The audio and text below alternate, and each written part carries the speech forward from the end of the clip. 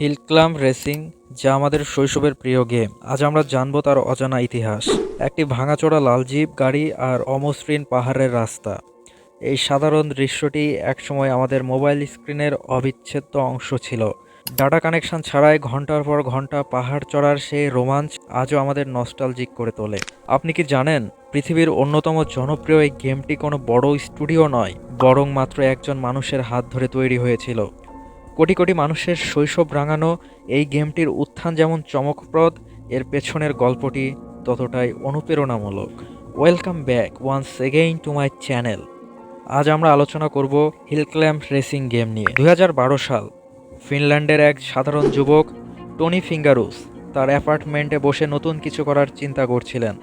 Tony ছোটবেলা থেকেই প্রোগ্রামিংয়ের প্রতি আগ্রহী ছিলেন। তিনি চেয়েছিলেন এমন একটি গেম তৈরি করতে যা খেলা হবে যতটাই সহজ, কিন্তু জেতা হবে ঠিক ততটাই কঠিন। সেই চিন্তা থেকেই জন্ম নেয় হিল ক্লাইম্ব রেসিং। টনি তার নিজের প্রতিষ্ঠিত কোম্পানি ফিঙ্গারসফট এর ব্যানারে গেমটি তৈরি করেন। মজার ব্যাপার হলো, শুরুতে গেমটির গ্রাফিক্স বা ডিজাইন করার জন্য তার কাছে কোনো বড় টিম ছিল না। তিনি একাই গেমের ফিজিক্স ইঞ্জিন থেকে শুরু করে কোডিং পর্যন্ত সব কাজ করেন।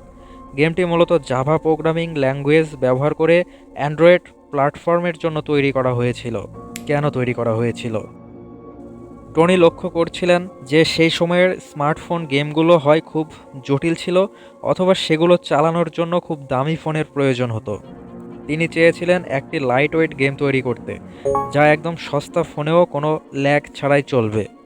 এছাড়া পাহাড়ের চড়াই উতরাই পাড়ি দেওয়ার মধ্যে এক ধরনের গাণিতিক ভারসাম্য বা ফিজিক্স কাজ করে, যা গেমারদের চ্যালেঞ্জ জানাতে সক্ষম। মূলত সাধারণ গেমারদের বিনোদন দিতে এবং গেম প্লে সহজ রাখতেই এটি তৈরি করা হয়। রিলিজ এবং শুরুর দিনগুলো: 2012 সালের 22শে সেপ্টেম্বর গুগল প্লে স্টোরে প্রথম আত্মপ্রকাশ করে হিল ক্লাইম্ব রেসিং। শুরুতে এটি নিয়ে খুব একটা শোরগোল হয়নি, কিন্তু টনির বুদ্ধিমত্তা ছিল গেমটির সাইজ এবং বিজ্ঞাপনের মডেলে। গেমটি মাত্র কয়েক মেগাবাইটের ছিল, যার ফলে তখনকার ধীরগতির ইন্টারনেটেও মানুষ এটি সহজে ডাউনলোড করতে পারত। মুক্তির মাত্র কয়েক মাসের মধ্যে গেমটি অর্গানিকভাবে ভাইরাল হতে শুরু করে। কোনো বড় ধরনের মার্কেটিং ক্যাম্পেইন ছাড়াই কেবল গেম প্লে এবং মানুষের মুখে মুখে ছড়ানো প্রশংসার কারণে এটি ডাউনলোড চার্টে শীর্ষে উঠে আসে। 2012 সালের শেষ নাগাদ এটি প্লে স্টোরের সবচেয়ে বেশি ডাউনলোড হওয়া গেমগুলোর তালিকায় জায়গা করে নেয়। কেন এটি জনপ্রিয় হলো? মূলত এটি জনপ্রিয় হয়েছিল চারটি কারণে। ফিজিক্স ভিত্তিক গেমপ্লে: গাড়িটি বাতাসে ওড়ার সময় ভারসাম্য বজায় রাখা এবং তেলের দিকে নজর রাখা ছিল গেমটির মূল আকর্ষণ। সামান্য ভুলের কারণে ড্রাইভার নিউটনের ঘাড় মটকে যাওয়ার সেই দৃশ্যটি ছিল বেশ মজার। পুরস্কার ও আপগ্রেড: কয়েন জমিয়ে নতুন গাড়ি কেনা এবং ইঞ্জিনের ক্ষমতা বাড়ানো গেমারদের মধ্যে এক ধরনের জেদ তৈরি করত। অফলাইন সুবিধা: তখনকার দিনে সবসময় ইন্টারনেট থাকতো না, আর এই গেমটি সম্পূর্ণ অফলাইনে খেলা যেত। সব বয়সের মানুষের পছন্দ: ছোট বাচ্চা থেকে শুরু করে বয়স্ক মানুষ সবার কাছেই কন্ট্রোল ছিল খুব সহজ। ব্রেক এবং গ্যাস পেডেল। ডাউনলোডের মাইল ফলক: প্রথম এক বছরেই গেমটি 100 মিলিয়নের বেশি ডাউনলোড পার করে। পরবর্তীতে এটি আইওএস এবং উইন্ডোজ প্ল্যাটফর্মেও মুক্তি পায়। রিপোর্ট অনুযায়ী হিল ক্লাইম্ব রেসিং এবং এর সিকুয়েল মিলিয়ে বর্তমানে বিলিয়নের বেশি ডাউনলোড রয়েছে। এটি ফিনল্যান্ডের অন্যতম সফল মোবাইল গেমে পরিণত হয়। গেমটির শুরুর এই অভাবনীয় সাফল্য একে একটি ব্র্যান্ডে পরিণত করে। কিন্তু এরপর কি হলো? কোন কোন আপডেট গেমটিকে অন্য উচ্চতায় নিয়ে গেল, আর কেনই বা গেমটি ধীরে ধীরে আড়ালে চলে যেতে শুরু করলো? গেমের বিবর্তন, নতুন আপডেট ও নতুন দুনিয়া। শুরুর দিকে হিল ক্লাইম্ব রেসিং ছিল খুবই সাধারণ, কিন্তু জনপ্রিয়তা বাড়ার সাথে সাথে ফিঙ্গারসফট গেমটিতে একের পর এক বৈপ্লবিক আপডেট আনতে শুরু করে। শুরুতে কেবল কান্ট্রিসাইড ম্যাপ থাকলেও পরে মরুভূমি, আর্কটিক, চাঁদ, এমনকি ভিনগ্রহের ম্যাপও যুক্ত করা হয়। বিশেষ করে মুন ম্যাপটি ছিল গেমারদের সবচেয়ে প্রিয়, কারণ সেখানে মাধ্যাকর্ষণ কম থাকায় অনেক উঁচুতে লাফিয়ে প্রচুর কয়েন জমা করা যেত। গাড়ির ক্ষেত্রেও আসে বিশাল বৈচিত্র্য।